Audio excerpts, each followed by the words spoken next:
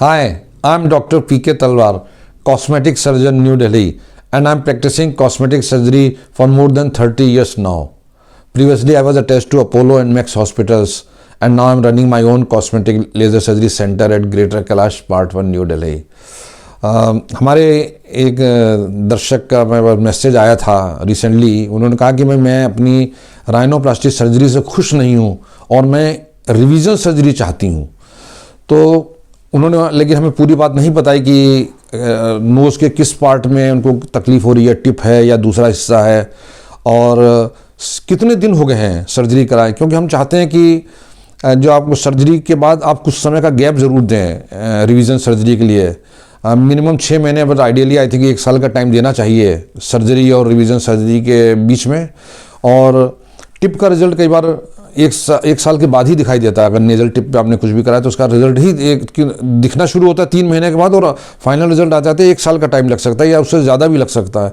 तो तब तक आपके स्कार टिश्यू भी हीलिंग हो चुकी होती है, आपकी स्किन भी पूरी तरह से रीड्रेप हो चुकी होती है, और उसमें जो भी कॉन्ट्रैक्शन वगैरह होना वो हो चुका होता है। तो डॉक्टर जो आपके जो सर्जन हैं वो तब आपको उनको भी आसानी होगी इसको असेस करने में कि आपको रिवीजन सर्जरी की ज़रूरत क्यों पड़ रही है, क्या कमी रह गई है, और वो उसी हिसाब से आपको जो है इम्प्रूवमेंट कर देंगे।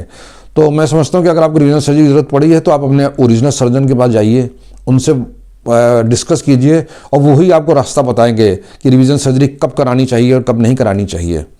और उसके अलावा मैं आपको ये भी बताना चाहूँगा कि कई लोग ऐसे होते हैं जो कि आपको भटकाएंगे कि भाई इधर चले जाओ, उधर चले जाओ, या ये डॉक्टर अच्छा नहीं, वो नहीं। तो ऐसा नहीं है। अगर कोई भी क्वालिफाइड डॉक्टर है जिसके पास MCH प्लास्टिक सर्जरी की डिग्री है तो आप ये निश्चिंत माने कि भाई वो उसके पास एक लेवल तक का की कॉम्पिटेंसी है, and he is competent to do the things. और जो अच्छा सर्जन होता है वो ये नहीं कि रिजल्ट ही अच्छा दे, बल्कि अगर कोई कॉम्प्लिकेशन होता है या अनसेटिस्फैक्टरी रिजल्ट आता है तो उसको भी ठीक करने की ट्रेनिंग होती है उसके पास।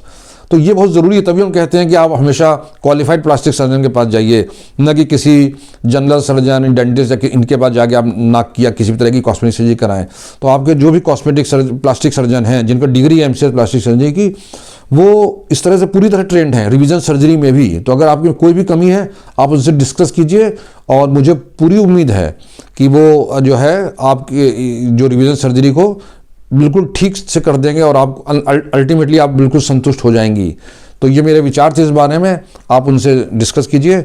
और इससे रिलेटेड अगर आपके मन में और कोई भी शंका है तो आप हमारी टीम से संपर्क करें। हमें बड़ी खुशी होगी आपके किसी भी प्रश्न का उत्तर देने में।